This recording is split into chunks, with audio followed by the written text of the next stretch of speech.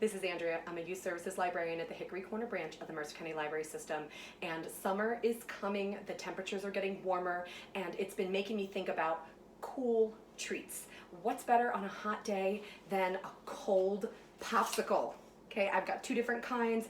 Some I made in a popsicle mold, and some I just did with a 3-ounce bathroom cup and a popsicle stick.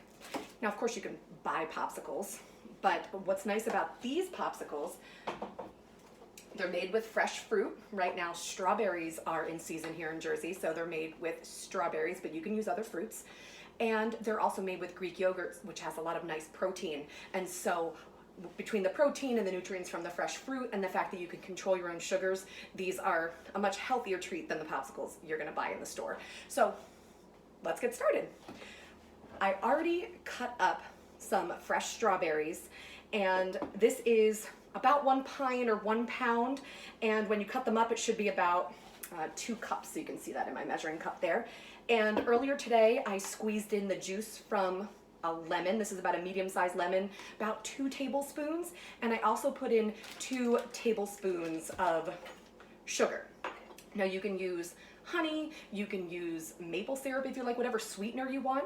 I found that 2 tablespoons was just enough to make them sweet but not too sweet. You can adjust the sweetness to however much you want, but I did use 2 tablespoons. So this is 2 cups of strawberries cut up, lemon juice, fresh squeezed lemon juice, and the 2 tablespoons of sugar. And they've been macerating in my fridge, which just means that they've been sitting in the fridge, they've been getting a little liquidy, their natural sweetness and juices have been coming out.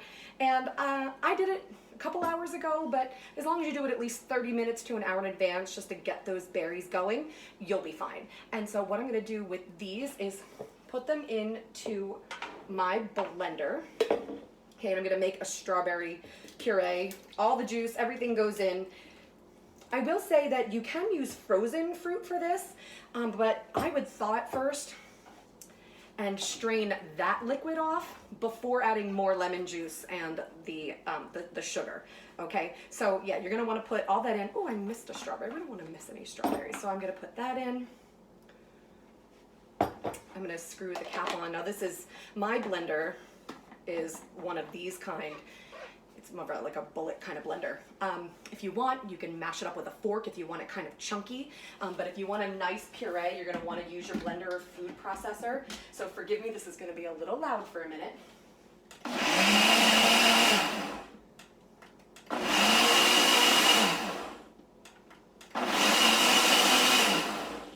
Okay. And we're already done. All you want to do is just blend it enough to make a strawberry puree.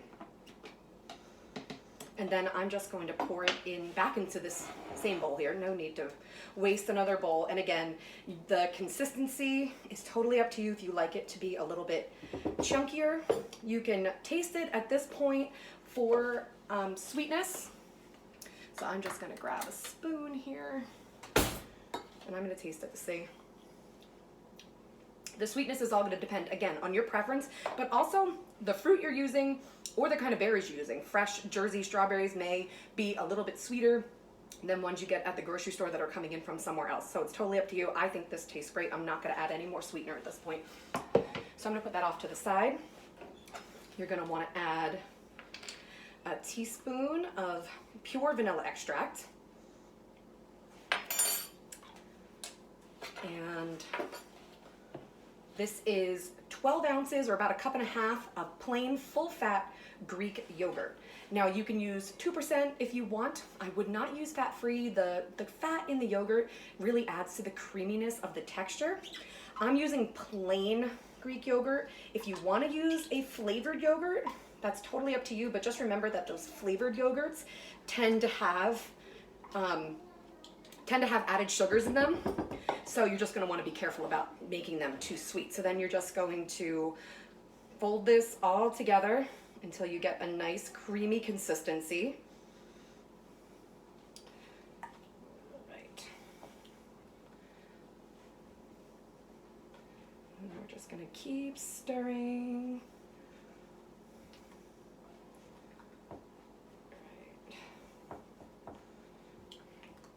You really just want it to be well blended. And it's going to be this pretty pink color when you're done.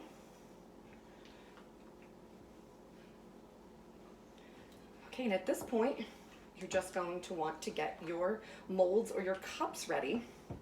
Now, I prepared my cups ahead of time. I put them into like a little shallow baking pan just to keep them all together and so that I can pop them in the freezer a little bit more easily. And so what you're going to want to do is just fill them up. I would say give them a little bit of room to expand. Okay, I'll just do a few for you here. Oh, that one already dripped in, so we'll just go ahead and do that. Okay, so you're going to fill it up about that much there. And then here's a little trick. In order to get your popsicle stick to stay in place, what I did was I pre-froze some pieces of fresh banana and strawberry. Totally up to you what kind you use. These, I happen to have some frozen pieces of banana yesterday when I made these ahead of time, so I just went ahead and used that, but this morning I froze some of the fresh strawberries. So you can do either way. So you're gonna take your popsicle stick, take your piece of fresh fruit and kind of spear your fruit like that, and that way your popsicle stick doesn't move around when you go to put it in the freezer. See how it's standing up nice and straight now? If you were to try to just stick it in without that piece of fruit, it would flop over. So you could go ahead and put these in the freezer, let them freeze for about an hour, then insert the popsicle stick. But what's nice is that you can kind of set them and forget them if you go ahead and use the fruit. So I'm going to show you with the banana as well, how you can just spear that banana onto your popsicle stick and then go ahead and place it into your little pop. And there you are. See how that stick is standing nice and straight? So once these were all filled, I would go ahead and pop these into the freezer. And then I'll bring these out again. These are the ones I made last night. And then this morning, I just unmolded them and put them in their own little plastic bags for storage. And again, I also have this popsicle mold, so if you have one of those, that works just fine. This one I left in its cup, so I can just show you.